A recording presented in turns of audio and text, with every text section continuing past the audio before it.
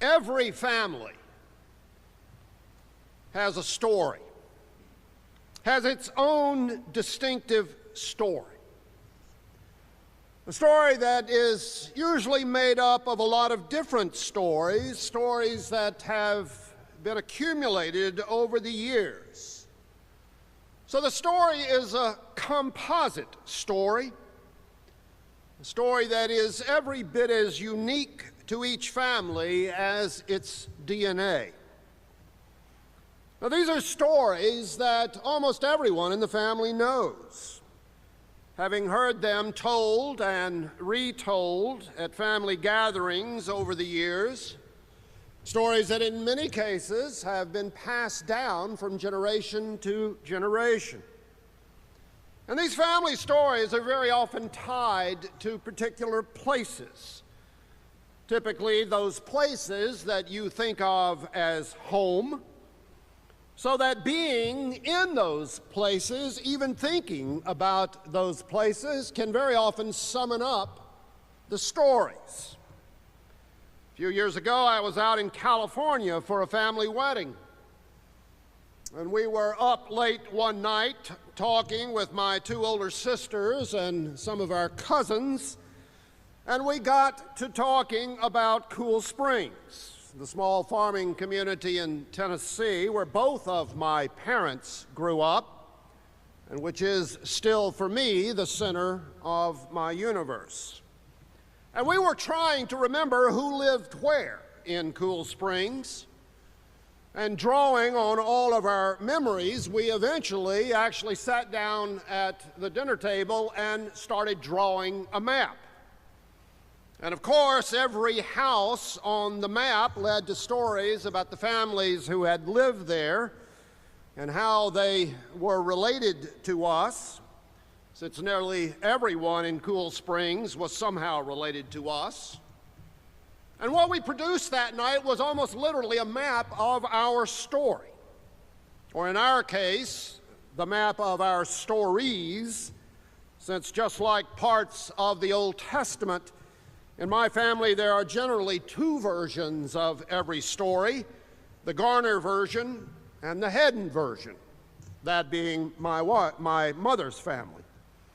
Though Cool Springs being a very small place, they were different versions of stories about exactly the same set of people. Now, every family has stories like this. I'm sure all of you do. And this is no small thing. These stories, whether they're serious stories or silly stories, they're important stories.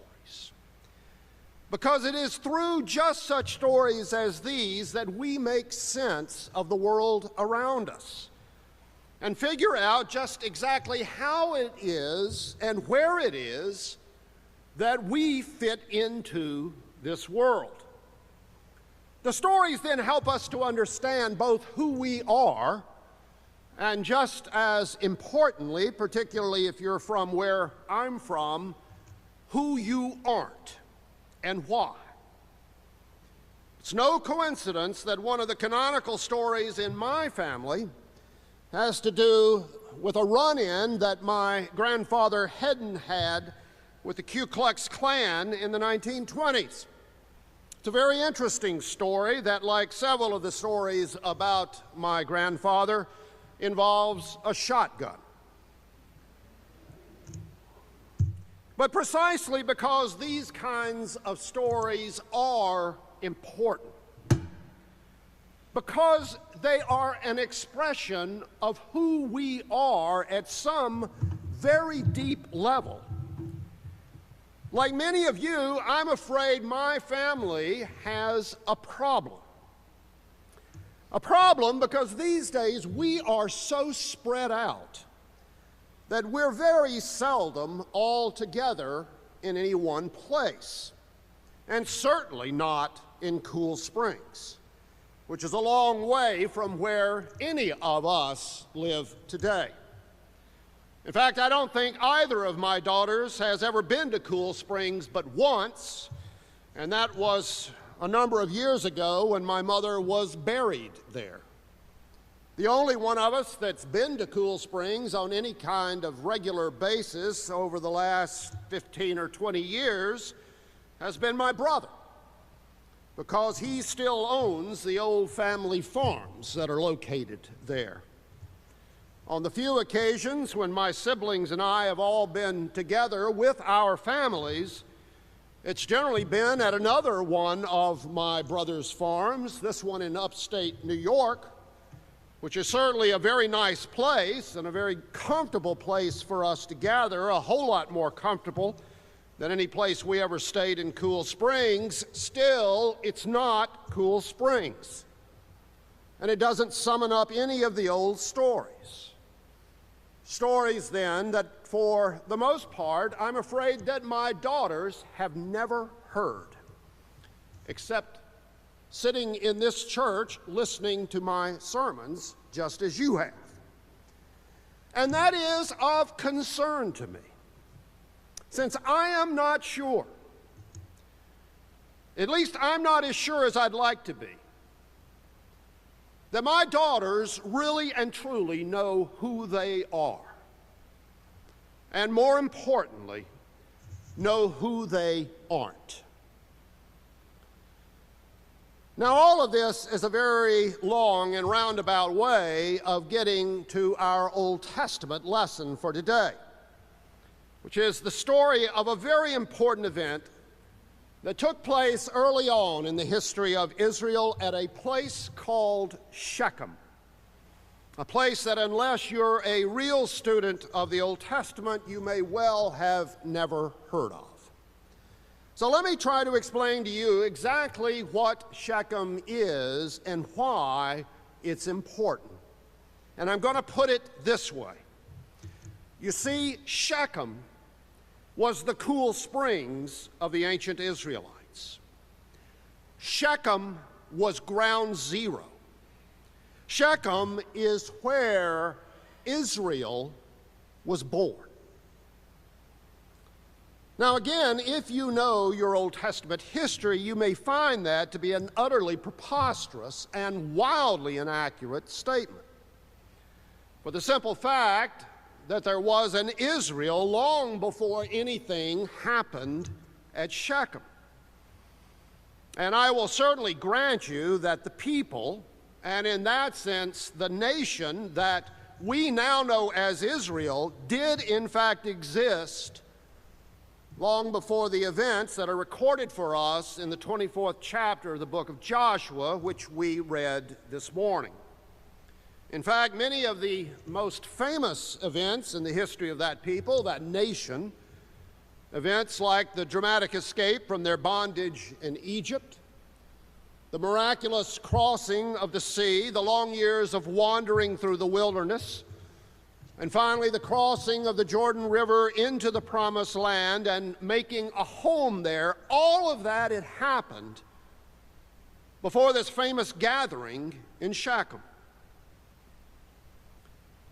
But what did happen in Shechem is that it was there that all of those events, and in particular the various stories of all those events, stories that had been passed down over the years, all of that was melded into one story. And it is that story that came together at Shechem, that we know now as the story of Israel. Now, sure, we may have been calling them Israelites all along, but they didn't really become Israel, the people we think of as Israel, until what happened that day in Shechem, when Joshua gathered all the tribes together and made them choose that day whom they would serve. And it's there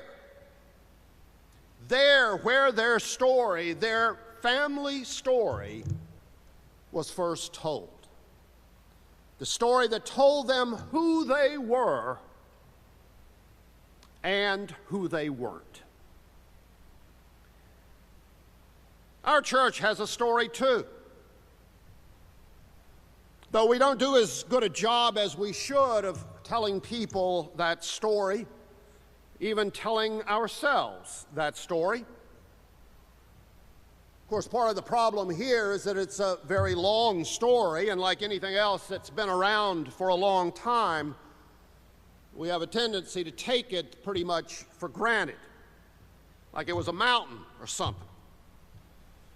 Actually, I think it would be a very good idea for us to do what the ancient Israelites did, and that was to gather every year at Shechem to tell the story.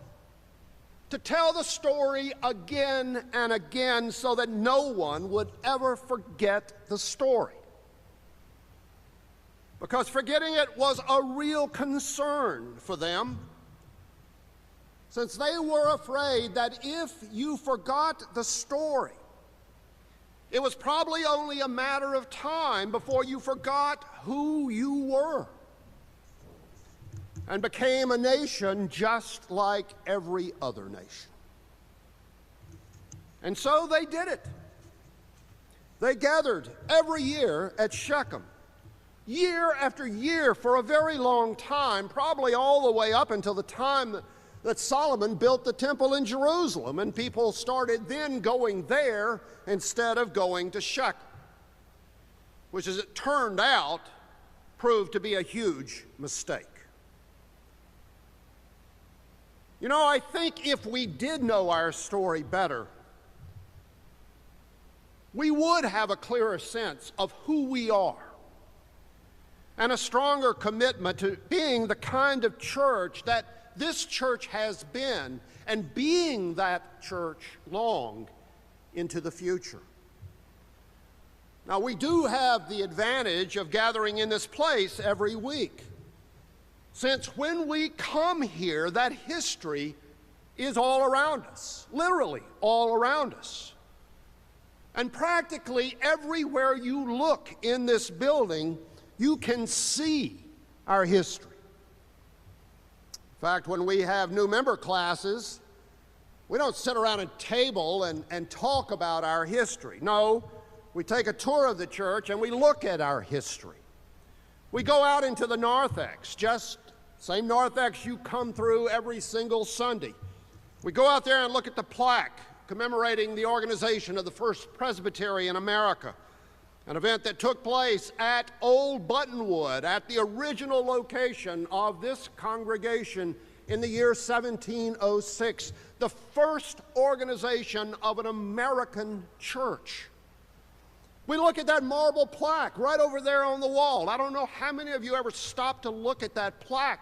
That's an amazing plaque commemorating the work of George Whitefield and Gilbert Tennant in the 1740s during the Great Awakening, a seminal event in the history not only of the church in America, but a seminal event in the history of America. We look at the chandelier that hangs in the Beadle Room, the chandelier that once hung in the home of the presidents of the United States when the capital of this nation was in Philadelphia.